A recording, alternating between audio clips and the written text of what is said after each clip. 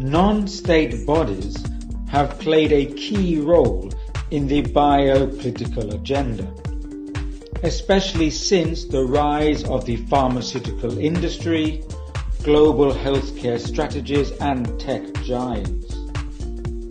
The field of biocapitalism involves attempts to develop and maximize targets for pharmaceutical markets and other healthcare interventions. The administration of biocapitalist policies upon the majority of the world's population is now technologically possible in a way that was not available before. Not only is it technologically feasible, due to the recent pandemic, there is now also a reason for its implementation.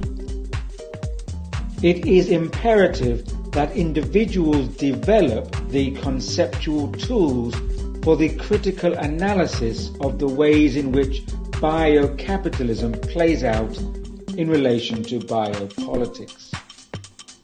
This is the merger where health and health economics combines with the data of surveillance capitalism.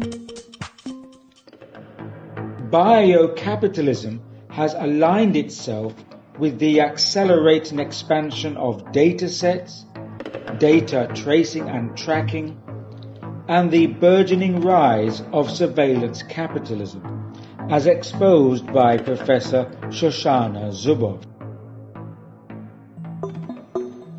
The contact tracing applications developed by such companies as Google and Apple are designed to gather a huge amount of new data that will only add to their already expanding data supply chains. Healthcare and biomedical data collection is doubling every 12 to 14 months. An increasing percentage of all the digital data in the world is stored by the healthcare industry. The move to digital has been rapid over the past decade. For example, the range of medical wearables on the market are now extensive and growing. It is no accident that Google acquired Fitbit, the company that creates wearable health devices for tracking people's activity, exercise, food, weight, sleep patterns, and more. It is now possible to monitor most aspects of an individual's health. Analysis of digital healthcare data and its use for predictive analytics is profoundly changing the way patients are managed. Patient health data will increasingly influence the business models of the biocapitalism market. And this data will only increase from the track and trace apps most governments are pushing upon their populations.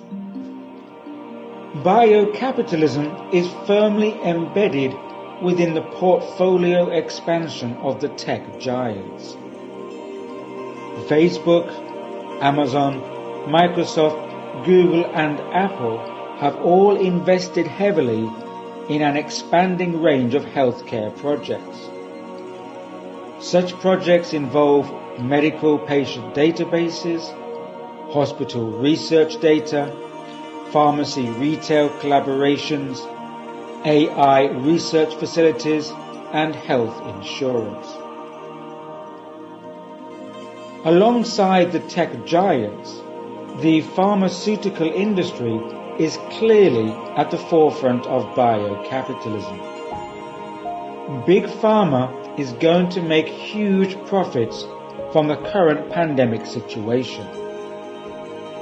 The response from many Big Pharma CEOs is that they are calling on society to help finance their research investments. Pharma chief executives have warned governments that they'll need to provide substantial upfront funding if vaccines and testing are to be rolled out faster. This coincides with what has been termed as the pandemic era.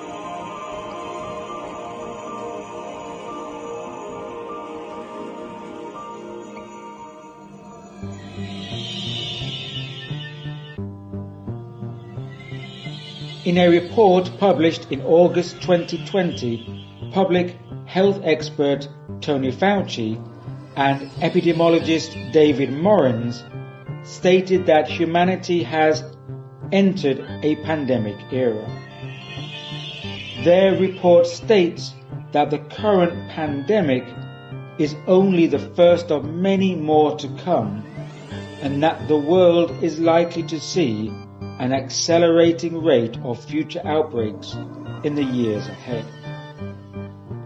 What this means is that the future of vaccine rollouts is secured alongside a continuation of emergency powers. Biocapitalism is clearly a force of reckoning that is deeply tied to biopolitics and an agenda of biopower. A global regime is emerging that is constructed from an assemblage of institutions, procedures, orthodox knowledge narratives, and enforced by authoritarian measures that are instigated through the police-military complex. The changing biopolitical arena of the 21st century, with its economic biocapitalist agenda, simultaneously implies a rising state of biosecurity.